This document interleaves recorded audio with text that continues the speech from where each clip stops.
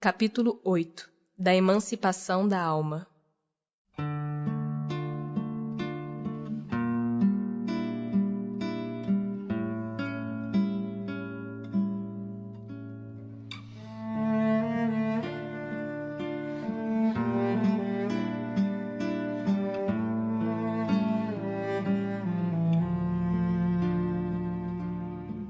O sono e os sonhos. O espírito encarnado permanece de bom grado no seu envoltório corporal? É como se perguntasses se ao encarcerado agrada o cárcere. O espírito encarnado aspira constantemente à sua libertação e tanto mais deseja ver-se livre do seu invólucro, quanto mais grosseiro é este. Durante o sono, a alma repousa como o corpo? Não. O espírito jamais está inativo. Durante o sono, relaxam-se os laços que o prendem ao corpo. E não precisando este então da sua presença, ele se lança pelo espaço e entra em relação mais direta com os outros espíritos. Como podemos julgar da liberdade do espírito durante o sono? Pelos sonhos. Quando o corpo repousa, acredita-o, tem o espírito mais faculdades do que no estado de vigília. Lembra-se do passado e algumas vezes prevê o futuro. Adquire maior potencialidade e pode pôr-se em comunicação com os demais espíritos, quer deste mundo, quer do outro. Dizes frequentemente: tive um sonho extravagante, um sonho horrível, mas absolutamente inverossímil. Enganas-te. É, em geral, uma recordação dos lugares e das coisas que viste ou que verás em outra existência ou em outra ocasião. Estando entorpecido o corpo, o espírito trata de quebrar seus grilhões e de investigar no passado ou no futuro. Pobres homens que mal conheceis os mais vulgares fenômenos da vida. Julgai-vos muito sábios, e as coisas mais comezinhas vos confundem. Nada sabeis responder a estas perguntas que todas as crianças formulam. Que fazemos quando dormimos? Que são os sonhos? O sono liberta a alma parcialmente do corpo. Quando dorme, o homem se acha por algum tempo no estado em que fica permanentemente depois que morre. Tiveram sonos inteligentes os espíritos que, desencarnando, logo se desligam da matéria. Esses espíritos, quando dormem, vão para junto dos seres que lhes são superiores. Com estes viajam, conversam e se instruem. Trabalham mesmo em obras que se lhes deparam concluídas quando volvem, morrendo na terra, ao mundo espiritual. Ainda esta circunstância é de molde a vos ensinar que não deveis temer a morte, pois que todos os dias morreis, como disse um santo. Isto pelo que concerne aos espíritos elevados. Pelo que respeita ao grande número de homens que, morrendo, têm que passar longas horas na perturbação, na incerteza de que tantos já vos falaram, esses vão, enquanto dormem, ou a mundos inferiores à terra, onde os chamam velhas afeições, ou em busca de gozos quiçá mais baixos do que os em que aqui tanto se deleitam. Vão beber doutrinas ainda mais vis, mais ignóbeis, mais funestas do que as que professam entre vós. E o que gera simpatia na terra é o fato de sentir-se o homem, ao despertar, ligado pelo coração àquelas com quem acaba de passar 8 ou 9 horas de ventura ou de prazer. Também as antipatias invencíveis se explicam pelo fato de sentirmos em nosso íntimo que os entes com quem antipatizamos têm uma consciência diversa da nossa. Conhecemo-los sem nunca os termos visto com os olhos. É ainda o que explica a indiferença de muitos homens. Não cuidam de conquistar novos amigos, por saberem que muitos têm que os amam e lhes querem. Numa palavra, o sono influi mais do que supondes na vossa vida. Graças ao sono, os espíritos encarnados estão sempre em relação com o mundo dos espíritos. Por isso é que os espíritos superiores assentem sem grande repugnância em encarnar entre vós. Quis Deus que, tendo de estar em contato com o vício, pudessem eles ir retemperar-se na fonte do bem, a fim de igualmente não falirem quando se propõem a instruir os outros. O sono é a porta que Deus lhes abriu, para que possam ir ter com seus amigos do céu. É o recreio depois do trabalho, enquanto esperam a grande libertação, a libertação final que os restituirá ao meio que lhes é próprio. O sonho é a lembrança do que o espírito viu durante o sono. Notai, porém, que nem sempre sonhais. Que quer isso dizer? Que nem sempre vos lembrais do que vistes, ou de tudo o que haveis visto enquanto dormieis? É que não tendes, então, a alma no pleno desenvolvimento de suas faculdades. Muitas vezes, apenas vos fica a lembrança da perturbação que o vosso espírito experimenta à sua partida ou no seu regresso, acrescida da que resulta do que fizestes ou do que vos preocupa quando despertos. A não ser assim, como explicaríeis os sonhos absurdos que tanto os sábios quanto as mais humildes e simples criaturas têm?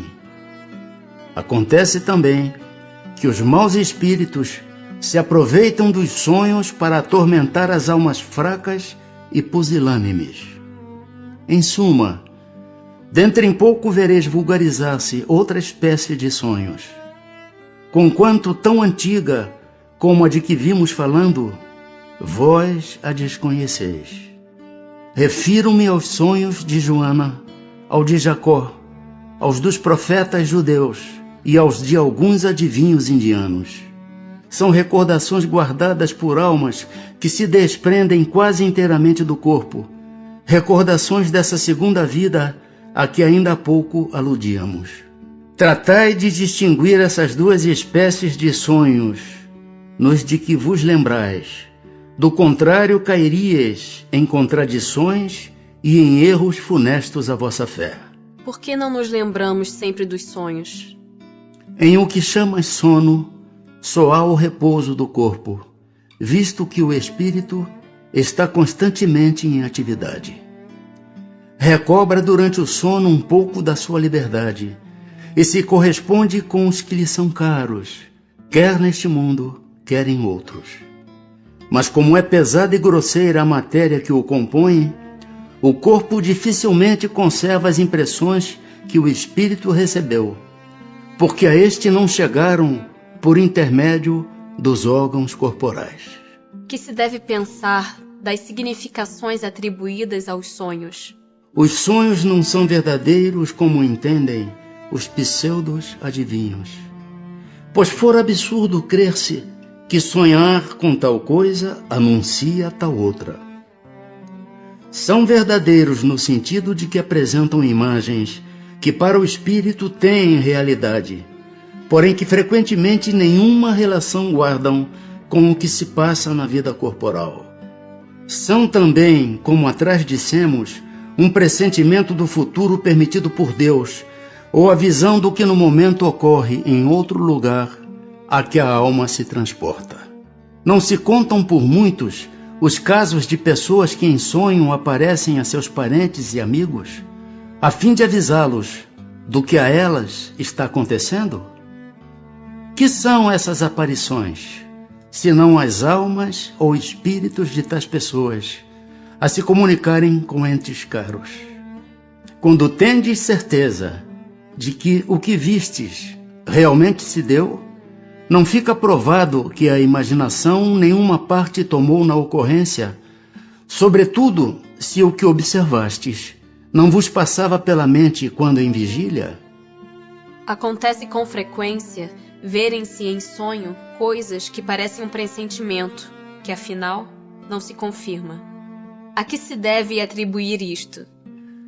Pode suceder que tais pressentimentos venham a confirmar-se apenas para o espírito. Quer dizer que este viu aquilo que desejava, foi ao seu encontro. É preciso não esquecer que durante o sono, a alma está mais ou menos sob a influência da matéria e que, por consequência, nunca se liberta completamente de suas ideias terrenas, donde resulta que as preocupações do estado de vigília podem dar ao que se vê a aparência do que se deseja ou do que se teme. A isto é que em verdade cabe chamar-se efeito da imaginação. Sempre que uma ideia nos preocupa fortemente, tudo o que vemos se nos mostra ligado a essa ideia.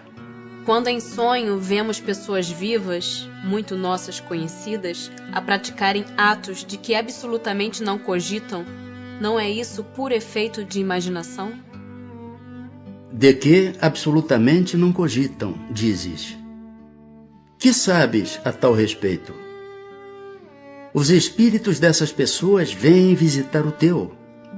Como o teu os vai visitar, sem que saibas sempre ou em que eles pensam.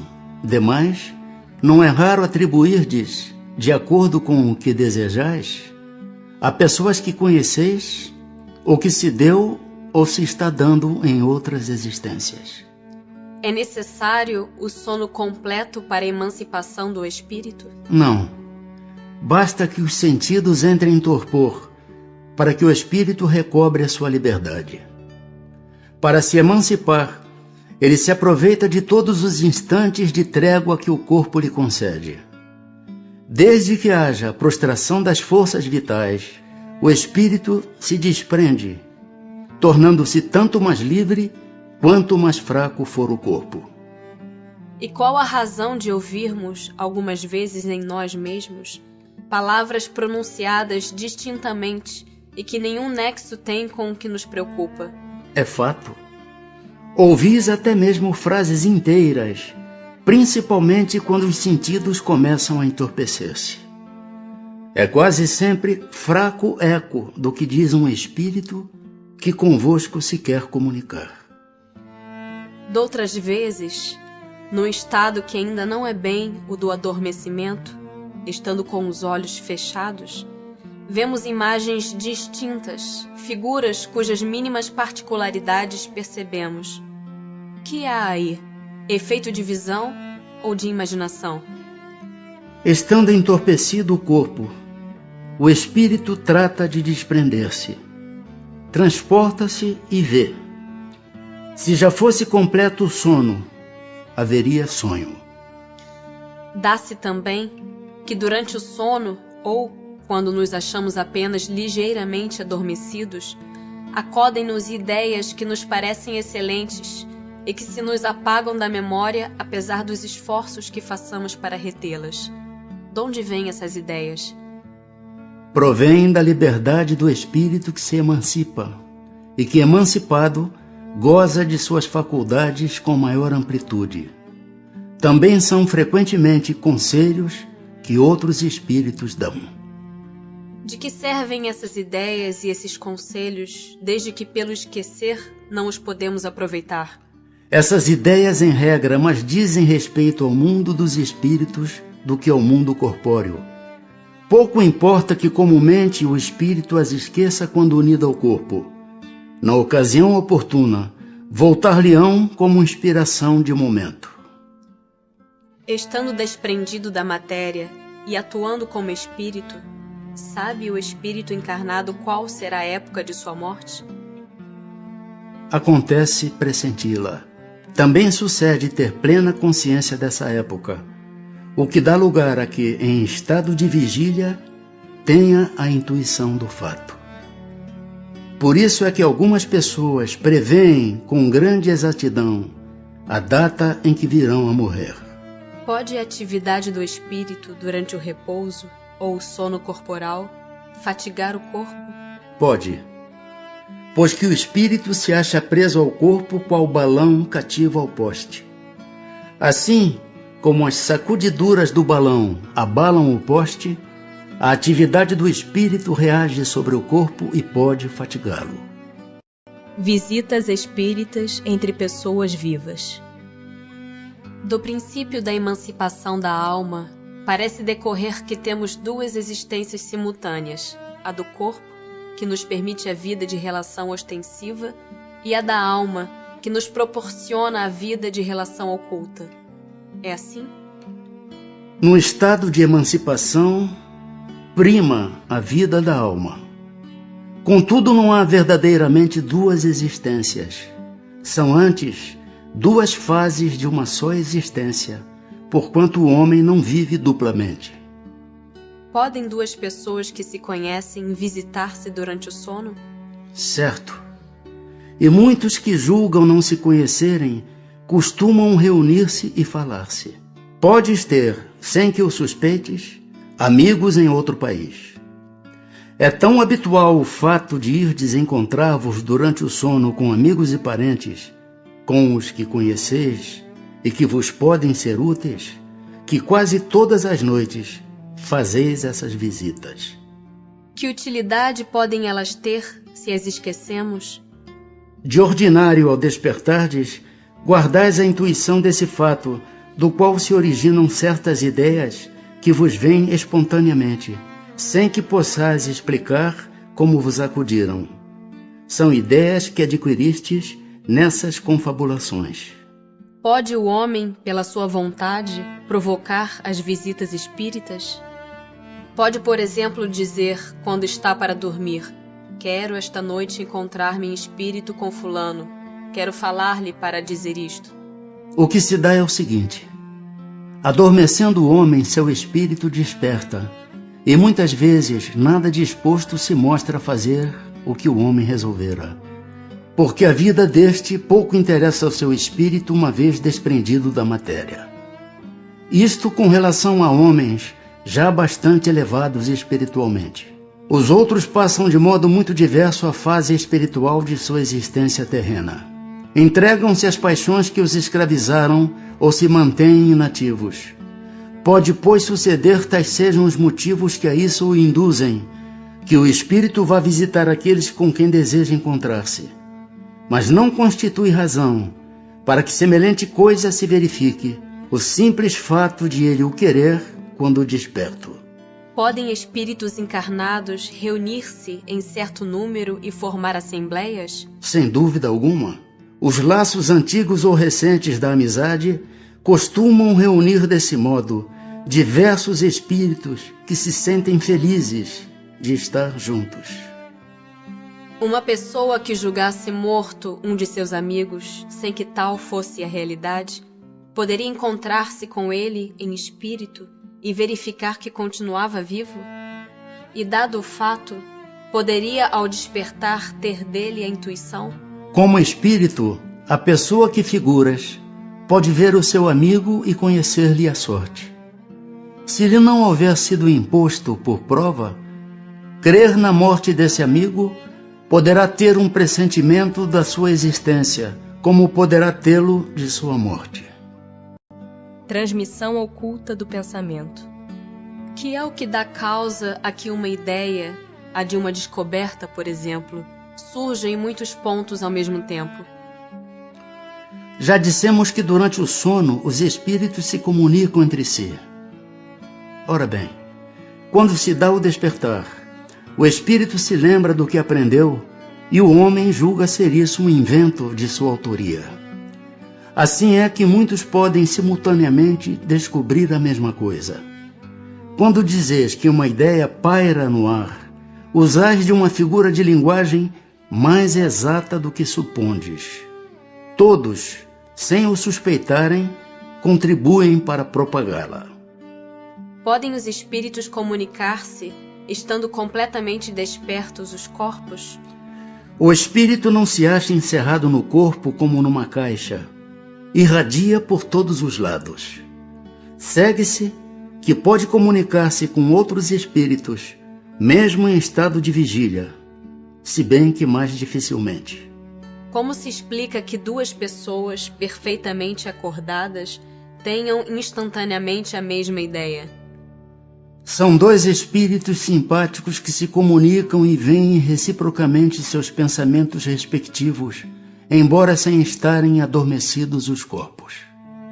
Letargia, catalepsia, mortes aparentes. Os letárgicos e os catalépticos, em geral, veem e ouvem o que em derredor se diz e faz, sem que possam exprimir que estão vendo e ouvindo. É pelos olhos e pelos ouvidos que têm essas percepções? Não, pelo espírito. O espírito tem consciência de si, mas não pode comunicar-se. Por quê? Porque a isso se opõe o estado do corpo.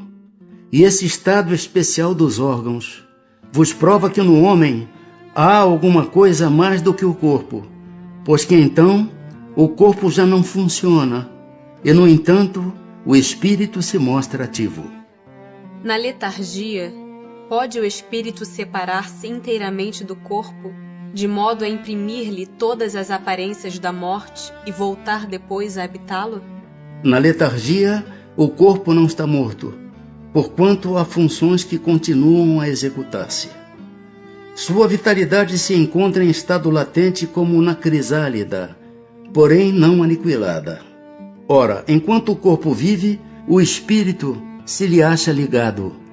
Em se rompendo por efeito da morte real e pela desagregação dos órgãos, os laços que prendem um ao outro, integral se torna a separação, e o espírito não volta mais ao seu envoltório. Desde que um homem aparentemente morto volve à vida, é que não era completa a morte. Por meio de cuidados dispensados a tempo, podem reatar-se laços prestes a se desfazerem e restituir-se à vida um ser que definitivamente morreria se não fosse socorrido? Sem dúvida, e todos os dias tendes a prova disso. O magnetismo, em tais casos, constitui muitas vezes poderoso meio de ação, porque restitui ao corpo o fluido vital que lhe falta para manter o funcionamento dos órgãos. Sonambulismo. O sonambulismo natural tem alguma relação com os sonhos? Como explicá-lo? É um estado de independência do espírito mais completo do que no sonho. Estado em que maior amplitude adquirem suas faculdades. A alma tem então percepções de que não dispõe no sonho, que é um estado de sonambulismo imperfeito. No sonambulismo, o espírito está na posse plena de si mesmo. Os órgãos materiais, achando-se de certa forma em estado de catalepsia, deixam de receber as impressões exteriores.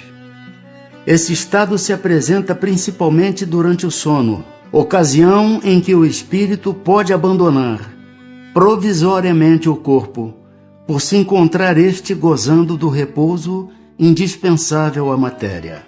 Quando se produzem os fatos do sonambulismo, é que o espírito, preocupado com uma coisa ou outra, se aplica a uma ação qualquer, para cuja prática necessita de utilizar-se do corpo. Serve-se então deste, como se serve de uma mesa ou de outro objeto material, no fenômeno das manifestações físicas, ou mesmo como se utiliza da mão do médium nas comunicações escritas.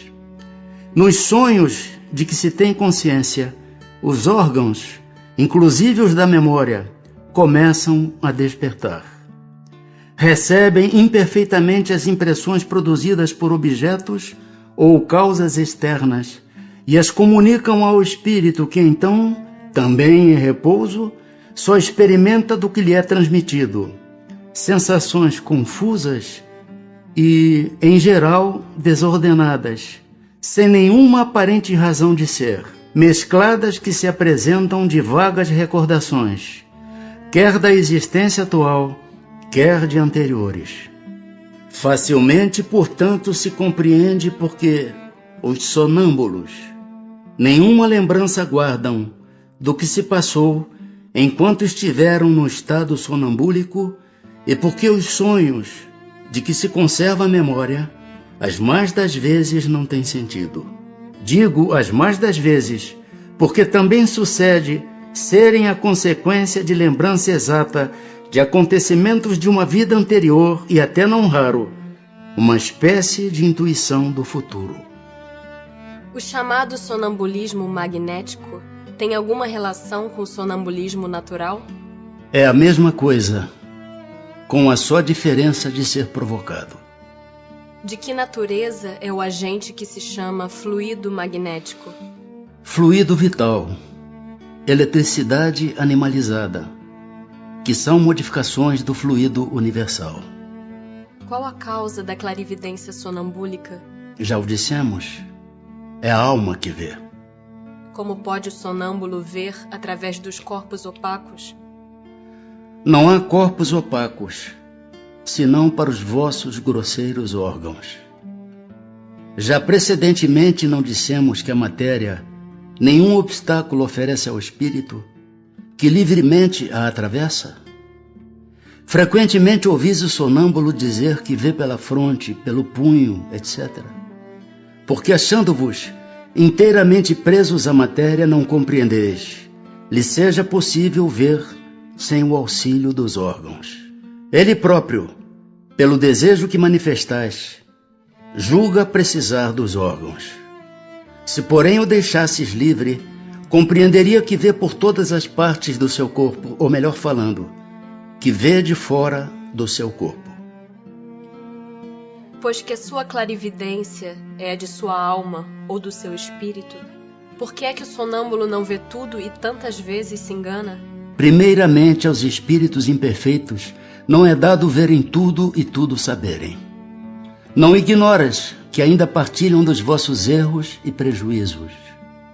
Depois, quando unidos à matéria, não gozam de todas as suas faculdades de espírito.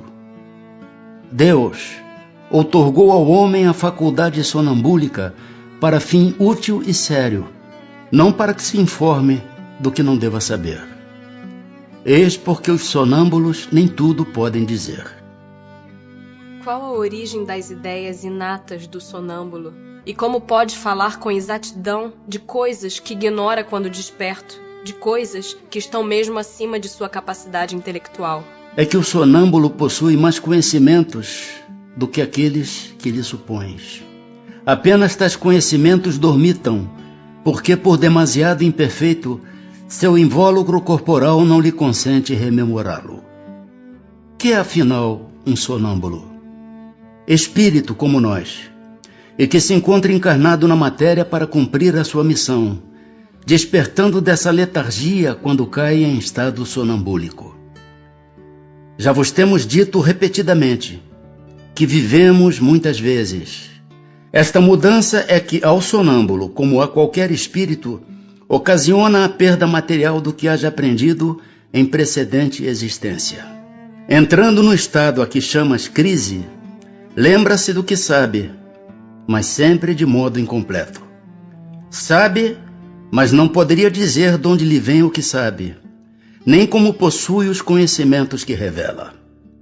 Passada a crise, toda a recordação se apaga e ele volve à obscuridade. Como se explica a visão à distância em certos sonâmbulos? Durante o sono, a alma não se transporta? O mesmo se dá no sonambulismo. O desenvolvimento maior ou menor da clarividência sonambúlica depende da organização física ou só da natureza do espírito encarnado? De uma e outra. Há disposições físicas que permitem ao espírito desprender-se mais ou menos facilmente da matéria. As faculdades de que goza o sonâmbulo são as que tem o espírito depois da morte? Somente até certo ponto, pois cumpre se atenda à influência da matéria, a que ainda se acha ligado. Pode o sonâmbulo ver os outros espíritos? A maioria deles os vê muito bem, dependendo do grau e da natureza da lucidez de cada um. É muito comum, porém, não perceberem no primeiro momento que estão vendo espíritos e os tomarem por seres corpóreos. Isso acontece principalmente aos que, nada conhecendo do espiritismo, ainda não compreendem a essência dos espíritos. O fato os espanta e fá-los supor que tem diante da vista seres terrenos. O sonâmbulo que vê à distância, vê do ponto em que se acha o seu corpo ou do em que está a sua alma? Por que esta pergunta? Desde que sabes ser a alma quem vê e não o corpo. Posto que o que se dá nos fenômenos sonambúlicos é que a alma se transporta, como pode o sonâmbulo experimentar no corpo as sensações do frio e do calor existentes no lugar onde se acha sua alma, muitas vezes bem distante do seu invólucro? A alma, em tais casos, não tem deixado inteiramente o corpo. Conserva-se-lhe presa pelo laço que os liga e que então desempenha o papel de condutor das sensações.